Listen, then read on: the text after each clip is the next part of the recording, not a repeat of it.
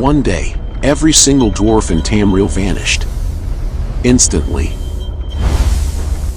They tried to harness the heart of a god, and paid the ultimate price. But even after they vanished, their machines didn't. Travelers say, the ruins still whisper. He searched for his people, and found only silence. Some believe the Dwemer didn't die, they became something else. A living map still moves beneath Tamriel, like it's alive. What if the Dwemer never left? What if they're still listening? Please like, share and subscribe. Imagine this, an entire civilization, gone. Not in centuries, not in decades, not even over a single night. But in a single heartbeat. No bodies. No graves. No warning. One moment they filled vast underground cities with the hiss of steam and the grinding of gears, their machines patrolling halls of brass and stone. The next, only silence.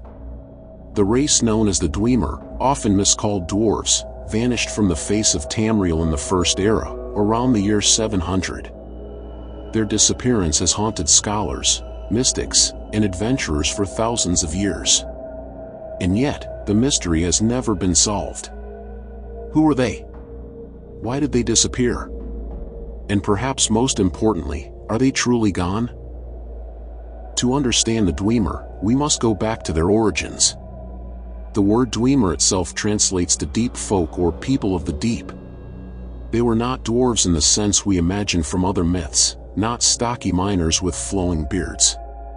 In fact, the Dwemer were a branch of the Chimer, the ancestors of the modern Dunmer, the Dark Elves. They looked much like their elven kin, tall, angular, with sharp features and dark skin tones that reflected their elven lineage. So why call them dwarves? That name comes not from themselves but from the giant races of Nirn. Long before men and mare spread across the land, giants roamed Tamriel. They saw the Dwemer as small by comparison, and so called them dwarves.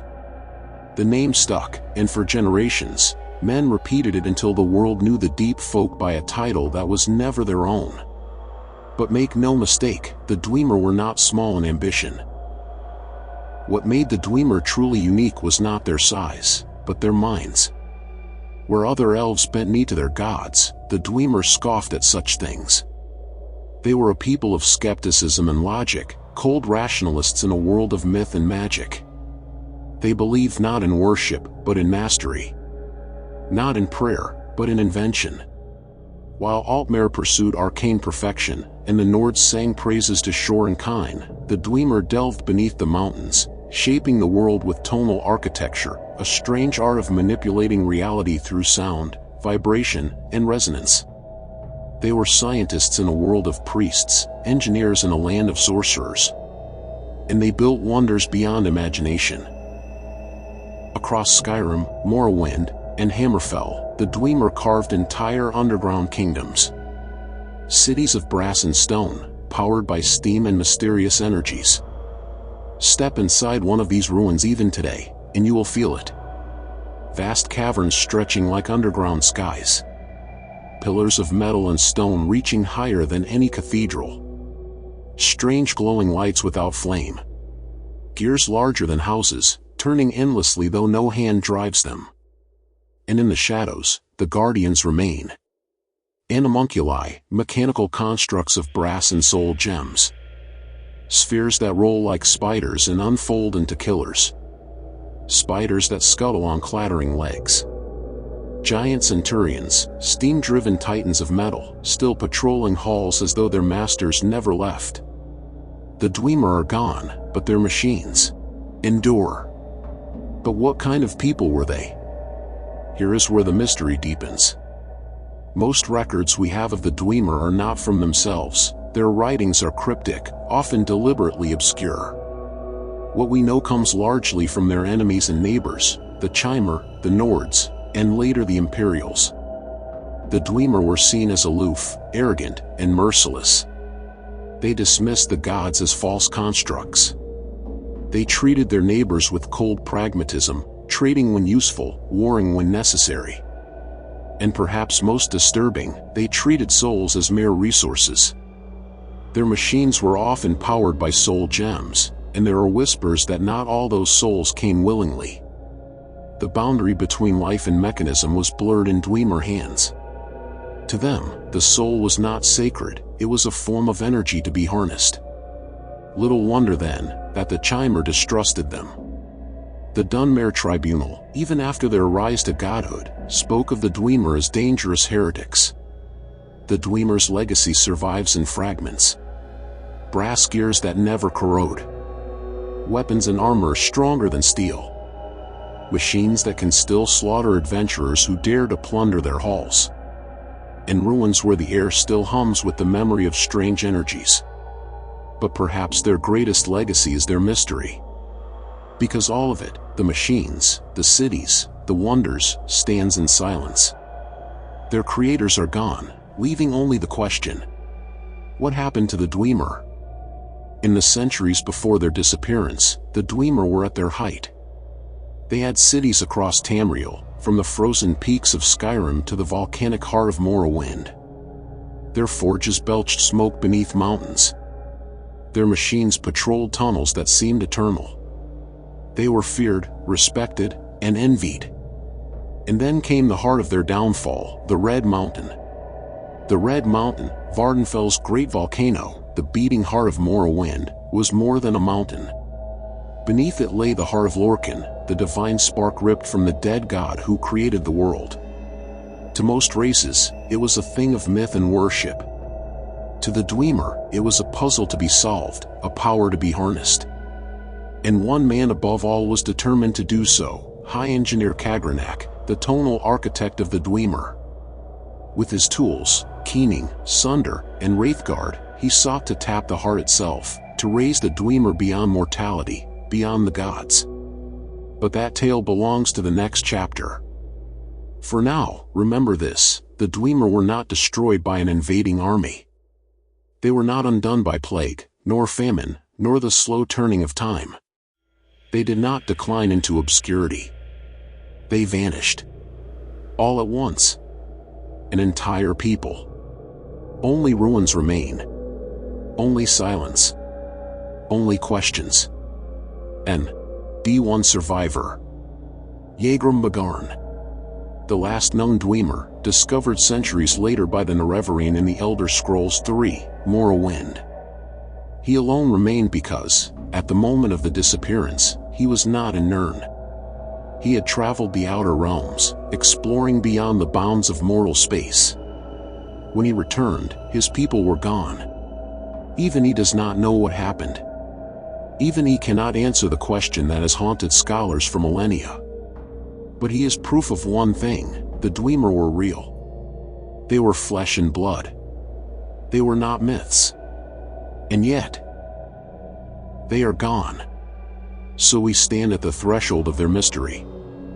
A people who rejected gods, who built wonders beneath stone, who bent souls to power machines, who sought mastery of creation itself. And who, in a single heartbeat, ceased to exist. Were they destroyed? Did they transcend? Were they erased from the world, or did they escape it? The silence of their ruins whispers no answer. But as we descend deeper, into the tunnels where gears still grind and steam still hisses, we may yet uncover the secret of the vanished race. Tamriel is a land of mountains, forests, and rivers, a surface world of kings, empires, and gods. But beneath the ground, hidden in darkness, the Dwemer carved a world of their own. These were not mere mines or tunnels. They were kingdoms of brass and stone, cities carved into the bones of the earth, powered by strange energies and guarded by machines that still walk today. When an adventurer steps into a Dwemer ruin, the air itself changes. The warmth of sunlight vanishes.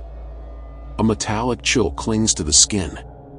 Every footstep echoes against stone corridors where gears grind faintly in the dark, as though the ruins themselves are alive. It is not a world of the living. It is a world of machines. The Dwemer were master builders. They built not for beauty, but for permanence. Their cities were geometric, angular, efficient, not graceful like Altmere towers, nor organic like Bosmere tree villages. Theirs were fortresses of stone and metal, every wall lined with gears, pipes, and strange mechanisms. Take Blackreach, the greatest of them all. Hidden beneath Skyrim's mountains, it is a cavern so vast it feels like another world. A sky of glowing mushrooms stretches above, casting pale light on entire cities of Dwemer construction. Towers of brass pierce the cavern floor. Bridges span black chasms. And in the middle, glowing with unnatural light, stands a giant orb, the Dwemer machine, its purpose still unknown. Other ruins, like Mzulft, Enchuanzel, Vaft, and Arkanthams, dot Skyrim and Morrowind, each one a silent city of stone halls and endless machines. Their scale alone suggests the Dwemer did not build for villages or tribes, they built for empires. But their cities were never empty. Even now, centuries after their disappearance, the animunculi remain. These are the machines of the Dwemer, automatons that patrol the ruins tirelessly, obeying commands their masters gave long ago. Dwarven spiders, small, skittering constructs with legs of brass and glowing cores. They scuttle through pipes and shadows, swarming intruders with deadly precision. Dwarven spheres, at first, they seem like harmless metal balls. But then they unfold in a whir of gears into humanoid warriors with blades and crossbows, faster than most men can react. Dwarven centurions, towering giants of brass, fueled by steam and soul energy. Their heavy steps shake the ground. Their fists can crush steel. Some wield flamethrowers or hammers the size of men. To face a centurion is to face the wrath of the Dwemer's genius made flesh, or rather, made machine. These guardians never tire, never question. For thousands of years, they have walked the halls. They are the keepers of silence, the evidence that the Dwemer were not merely architects but engineers of uncanny brilliance. And in a sense, they are all that remains of their masters. What fuels these machines? The answer is as chilling as it is fascinating: souls. The Dwemer learned to trap living souls inside gems, turning life into raw energy. These soul gems were then used to power their machines, much as one might use coal or oil. But whose souls filled these gems? Bandits? Beasts? Enemies of war? Or perhaps, their own people? No one knows for certain. But the idea that Dwemer machines may run on stolen souls, forced into eternal servitude, casts a dark shadow over their legacy. At the heart of Dwemer science was a strange art known as tonal architecture. The Dwemer believed that reality itself could be reshaped through sound and vibration. They created massive resonators, strange tuning devices, and tools capable of striking chords not in music, but in the fabric of existence itself. Kagranak, the high engineer, wielded this art with mastery. His tools, keening, sunder, and wraithguard, were designed not to carve stone, but to carve divinity itself. With them, he sought to strike a perfect note upon the Heart of Lorkhan, rewriting the destiny of his people. Even the ruins whisper of this tonal mastery. In places like Mzulft or Vaft, strange harmonic devices still hum when struck. In Arkanthams, ancient tonal locks guard treasures long forgotten. This was no ordinary engineering. This was science as sorcery, music as reality. And it is a field no race has ever replicated. But not all who walk Dwemer halls are machines. There are other shadows in the ruins. Long ago, the Dwemer made a pact with the Snow Elves, a once proud people driven underground by invading Nords. The Dwemer offered them refuge in their cities. But refuge came at a price. They blinded the Snow Elves, forcing them into dependence on a toxic fungus, the blindness of betrayal. Over centuries, these elves twisted into degenerate, blind creatures we now call the Falmer. Now, the ruins are filled with these pitiful but deadly beings. The Fomor lurk in the dark, ambushing adventurers, worshipping strange insect gods, and building crude hives within the elegance of Dwemer halls. It is a cruel irony, the Dwemer vanished, but their slaves endured, haunting their ruins like ghosts of their cruelty. When you walk through a Dwemer ruin, you feel it. The silence is not ordinary. It is not the silence of abandonment. It is the silence of a world that should not be empty. The machines still work. The lights still glow. The gears still turn. But their masters are gone. It is as if they stepped out only moments ago, and yet, it has been thousands of years. No corpses were found. No graves. No ruins of war. Only absence. It is this silence that makes the Dwemer ruins so unsettling. They are not dead cities. They are living machines, waiting for masters who will never return. Among the relics of the Dwemer are items of immense power. Etherium, a crystalline substance they mined, capable of wonders beyond even their own metalwork. Wars were fought over it, and its secrets remain deadly. The Numidium, a colossal brass golem built by Kagranak, designed to house the power of a god. Later used by Tiber Septim to unify Tamriel. Weapons and armor still prized by adventurers, stronger and lighter than steel, crafted with secrets no smith can replicate. Every artifact tells the same story. The Dwemer were not merely advanced. They were centuries, perhaps millennia, ahead of their time. And yet, their brilliance led them not to triumph, but to extinction. What made them so different from every other race? Perhaps this: the Dwemer had no gods. Where the Nords worshipped Shor, the Chimer revered the Daedra, and the Altmer bowed to Oriel, the Dwemer bowed to nothing. They believed the gods were false, not divine beings, but powerful entities who had tricked mortals into servitude. The Dwemer sought freedom not through worship but through mastery of the universe itself. To them, Kagranak's work was not blasphemy. It was the ultimate act of liberation. If the Heart of Lorkhan was divine, they would use it to become greater than gods. This arrogance, or vision, depending on perspective, is what set the stage for their vanishing.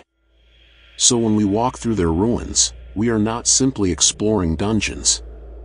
We are walking in the shadow of a people who sought to control reality itself. The hiss of steam, the grind of gears, the echo of footsteps in empty halls, these are the remnants of a race that challenged the very foundations of existence. And soon, at the heart of their story, we will come to the moment that defined their fate, the Battle of Red Mountain, and Kagranak's attempt to strike the Heart of Lorkhan with his forbidden tools. The silence of the ruins is not an ending. It is a prelude to the greatest mystery Tamriel has ever known. Among all the Dwemer, one name echoes through time: Kagranak. High engineer of the Dwemer, he was not a king nor a priest, but something far more dangerous, a visionary. Where others saw machines, Kagranak saw destiny. Where others feared gods, he sought to master them. The stories say he was calm, precise, a man who spoke in calculations rather than prayers. He believed nothing was sacred, nothing untouchable, nothing beyond the reach of knowledge. And in the mountains of Morrowind, Kagranak found the key to his people's immortality: the Heart of Lorkhan. The heart is one of Tamriel's oldest secrets. Long ago, when the gods created the mortal world, the trickster god Lorkhan was struck down by his fellow divines. His heart was torn from his chest and cast into the mortal realm. Where it fell, mountains rose. Where it pulsed, power seeped into the earth. The Chimer worshipped the heart as a holy relic. To them, it was proof of their covenant with their gods, the tribunal. But to Kagranak, it was something else entirely. Not a relic. Not a holy thing. But a power source.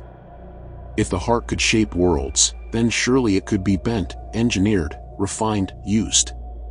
Kagranak built 3 instruments, said to be unlike anything Tamriel had ever seen. Keening, a short blade, humming with a constant, unnatural vibration.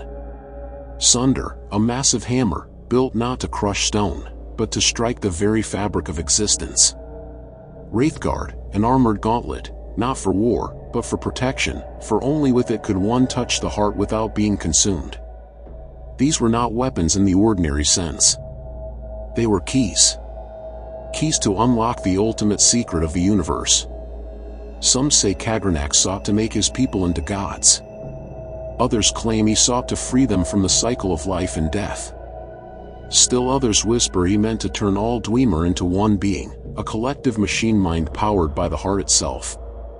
Whatever his true goal, the tools were ready. The heart waited. And history itself began to tremble. The moment came during a war. The Dwemer had long fought with the Chimer, the ancestors of the Dwemer. Their hatred ran deep, two peoples, two visions of reality. One bound by gods, the other by reason. The final clash came at Red Mountain, the great volcano that towers over Morrowind. There, armies of Chimer, led by the Tribunal and their general Nerevar, faced the Dwemer forces. Steel rang. Blood spilled. The earth itself seemed to shudder beneath the fury of two civilizations colliding. But beneath the chaos of war, Kagrenac worked in secret. For the battle was nothing more than a distraction. The true conflict was not between armies, but between one engineer and the beating heart of a dead god. Legends say that while the battle raged outside, Kagrenac descended into the mountain's depths, his tools in hand. The chamber glowed with the impossible light of the heart.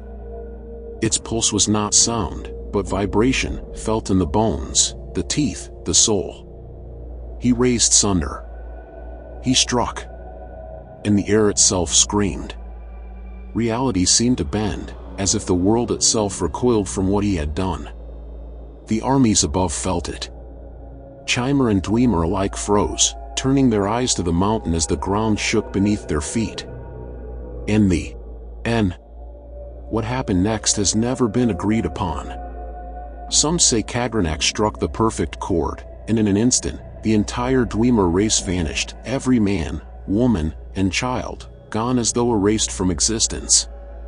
Others believe they were not destroyed, but transformed, melted into the brass and stone of their machines, becoming eternal but soulless. Still others whisper that they achieved what they sought, a unity beyond mortality, their minds fused into a single presence, wandering the void. But one thing is certain, in that moment, the Dwemer disappeared. Their cities remained. Their machines marched on. But their people, their voices, their lives, were gone. Not one corpse was found. Not one grave was dug. Only silent. When the battle ended, the Chimer found no enemies left to fight. The Dwemer army had vanished as though it had never existed. Red Mountain was theirs. The heart remained. And Nerevar, the Chimer leader, was left to decide what to do with Kagrenac's forbidden tools. It was a moment that would shape the fate of Morrowind, of the Tribunal, and of Tamriel itself. But the fate of Nerevar is a story cloaked in blood and betrayal. The war at Red Mountain was over.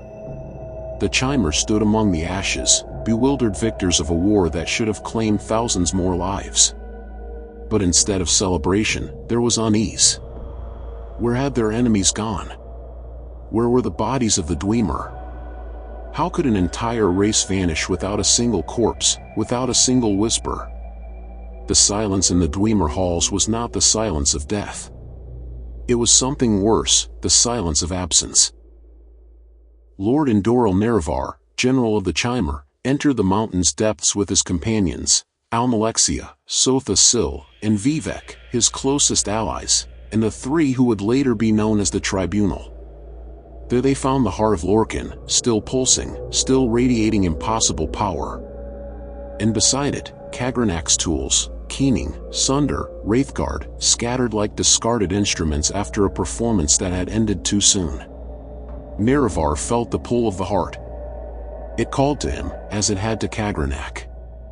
But he resisted. Instead, he turned to his companions and spoke, "No one may touch these tools. No one may claim the heart. We must keep this power sealed, lest it destroy us as it destroyed the deep folk. They swore an oath. But oaths are only as strong as the ambition that tests them. Almalexia, fierce and proud, saw in the heart the chance to protect her people forever.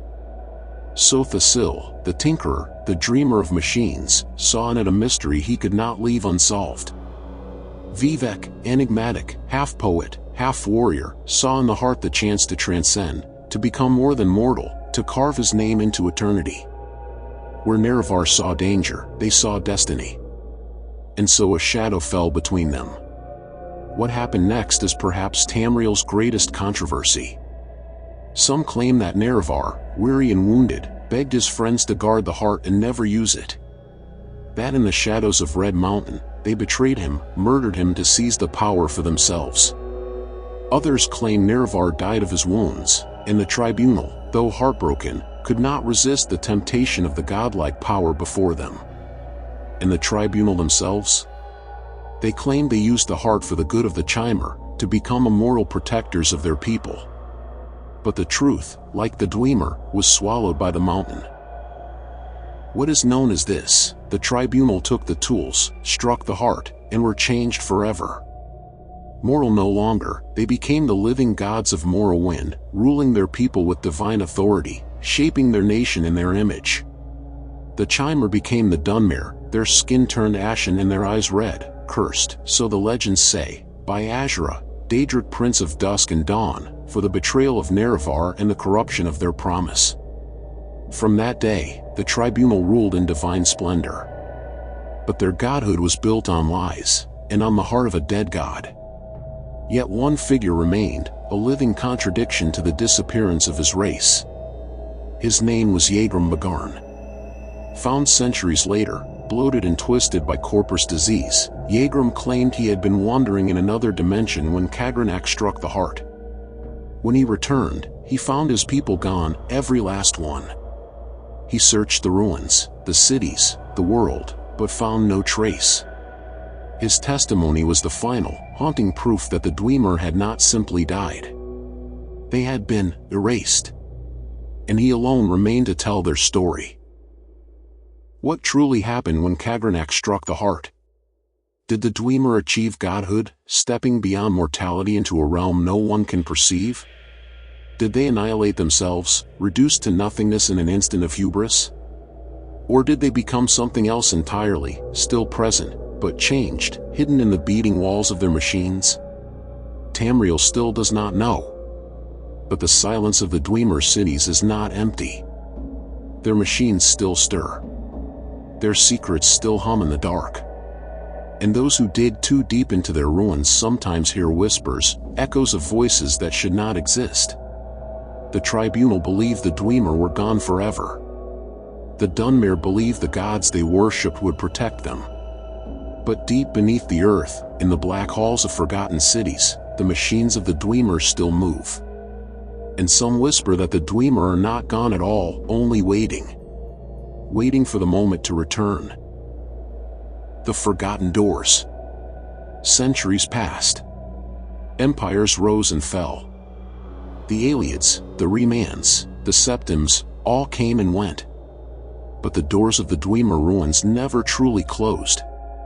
From the frozen reaches of Skyrim to the burning sands of Hammerfell, from the ashen wastes of Morrowind to the hidden caverns of High Rock, their cities remain, silent, eternal, untouched by time. They call them by many names, Mzaleft, Alftand, Archthams, Tardams, Chardek. Each a tomb of metal and stone, carved not for the dead, but for the living who refuse to die. And though no Dwemer walk their halls, their machines still do. The unfading machines. The Dwemer animunculi, metal spiders, centurions, and spheres still patrol the ruins tirelessly. Their gears turn without fuel. Their cores glow without flame. Some scholars say the machines are powered by soul gems, each containing the trapped essence of a living being. Others believe the animunculi draw from the same impossible power that once sustained the Dwemer themselves.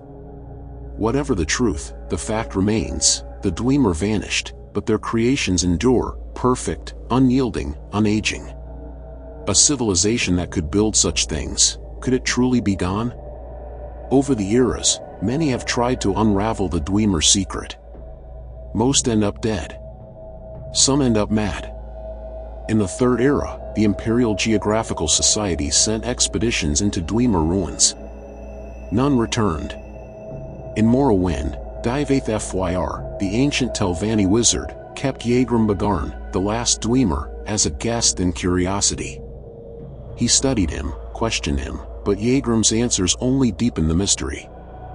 "I searched for my people," Yagrum once said, "but found only dust. Only silence. Only the cold echo of what once was." Even now, his body rots in Tel Fyr, kept alive by sorcery and disease, a living monument to a race erased from existence. The Age of the Dragonborn.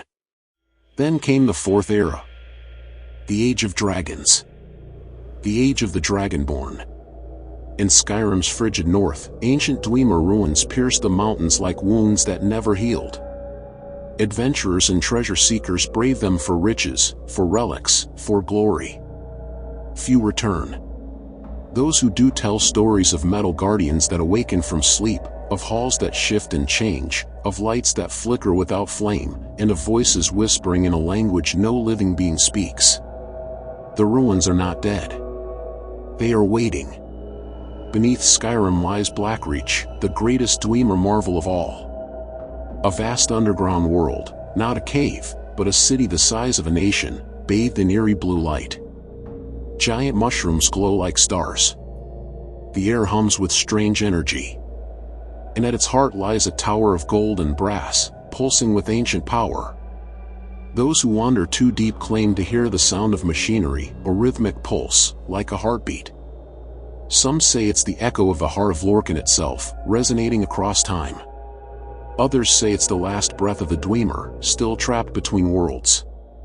The secret experiments. Among modern scholars, none are more obsessed with the Dwemer than the Synod and the College of Winterhold. Both have sent agents into Dwemer ruins. Both have lost them. One recovered journal, scorched and half-madly written, was found outside Mzulft. It read only, "They are not gone. They are in the stone. The walls listen. The pipes breathe. The air hums their thoughts. Do not dig deeper. The deep folk still dream." The pages ended there. To this day, no single theory explains their disappearance. The tonal displacement theory claims Kagranak's experiment shifted the Dwemer into another reality, a parallel space where they exist as pure thought or energy. The Numidium theory argues that the Dwemer fused themselves into their greatest creation, the giant brass golem, Numidium, becoming one colossal god machine. The extinction theory simply says they destroyed themselves, their bodies and souls vaporized by their own hubris. And yet, the machines keep moving. The ruins hum. The air vibrates with unseen power. If extinction was their fate, why does the world still echo with their praise? NCE? There is one final rumor, the kind spoken only in hushed voices among mages and adventurers. It is said that deep beneath Markarth, beyond the known tunnels of Inchunzel, lies a sealed chamber, one that the Dwemer themselves locked away. A few have found it. Fewer have returned. Those who lived long enough to speak tell of a giant door of solid brass, carved with impossible symbols, guarded by machines unlike any seen elsewhere, machines that moved before they were seen. And behind that door, they say, something moves. Not a machine. Not a ghost. Something that breathes. The Dwemer's technology has reshaped every age of Tamriel. The Numidium, their god machine, was later awakened by Tiber Septim, who used it to unite the Empire and ascend to godhood. The tribunal's power came from the Dwemer tools. Even modern artificers and scholars borrow from their designs, but none have matched their precision.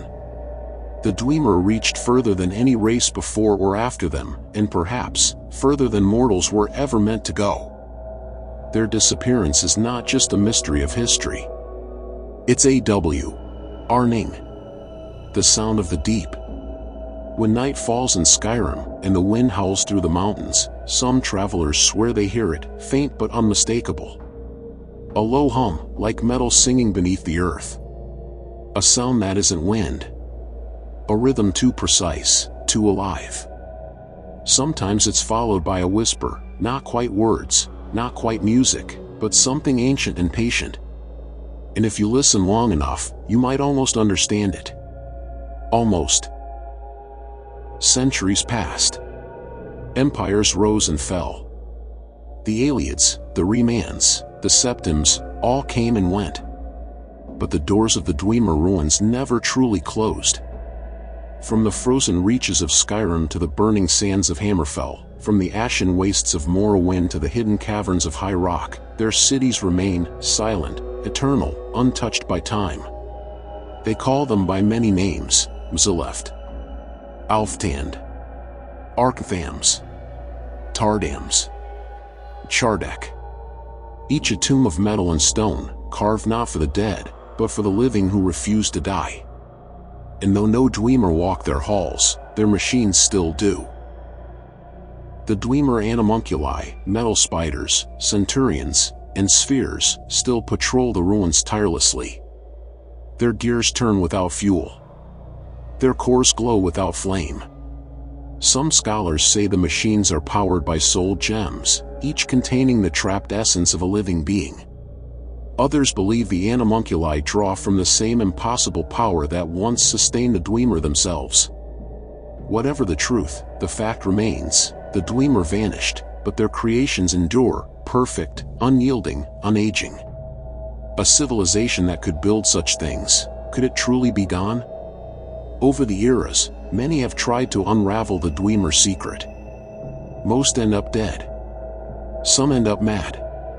In the Third Era, the Imperial Geographical Society sent expeditions into Dwemer ruins. None returned. In Morrowind, Divath Fyr, the ancient Telvanni wizard, kept Yagrum Bagarn, the last Dwemer, as a guest and curiosity. He studied him, questioned him, but Yagrum's answers only deepened the mystery. "I searched for my people," Yagrum once said, "but found only dust. Only silence. Only the cold echo of what once was." Even now, his body rots in Tel Fyr, kept alive by sorcery and disease, a living monument to a race erased from existence. Then came the Fourth Era. The Age of Dragons. The Age of the Dragonborn. In Skyrim's frigid north, ancient Dwemer ruins pierced the mountains like wounds that never healed. Adventurers and treasure seekers brave them for riches, for relics, for glory.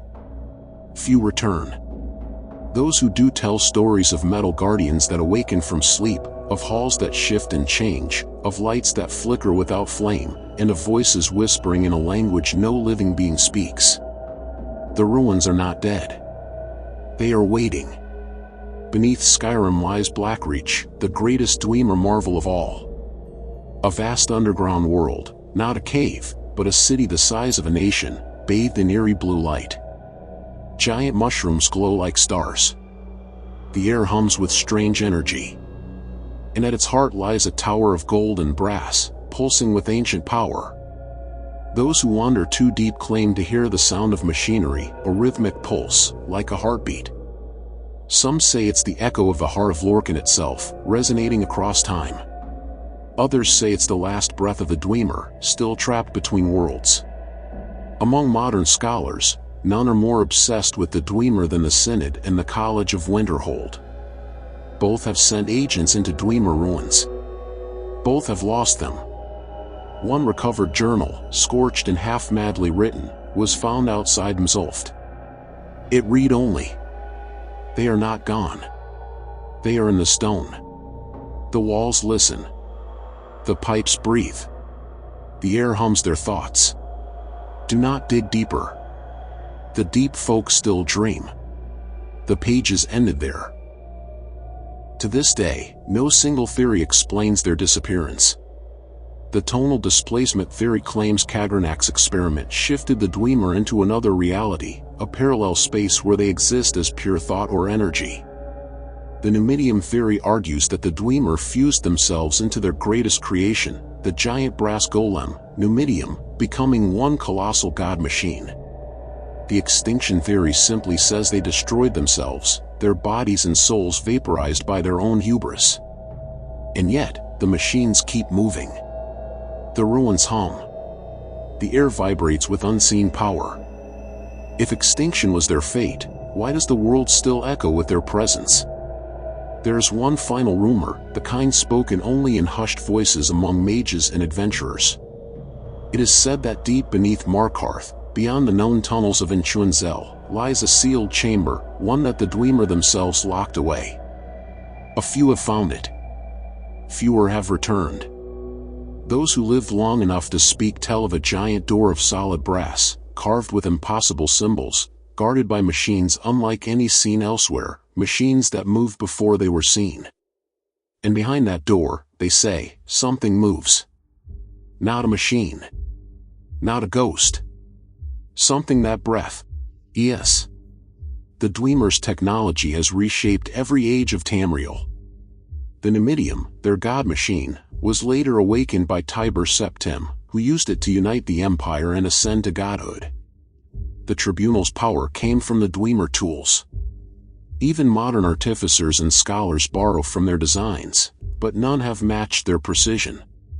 The Dwemer reached further than any race before or after them, and perhaps, further than mortals were ever meant to go. Their disappearance is not just a mystery of history. It's a warning. When night falls in Skyrim, and the wind howls through the mountains, some travelers swear they hear it, faint but unmistakable. A low hum, like metal singing beneath the earth. A sound that isn't wind. A rhythm too precise, too alive. Sometimes it's followed by a whisper, not quite words, not quite music, but something ancient and patient. And if you listen long enough, you might almost understand it. Almost. In the dark, beneath mountains older than empires, gears still turn. Somewhere, a machine awakens. Somewhere, a voice speaks in tonal frequencies the world forgot. Somewhere, the Dwemer remember. And one day, perhaps soon, the deep folk will rise again.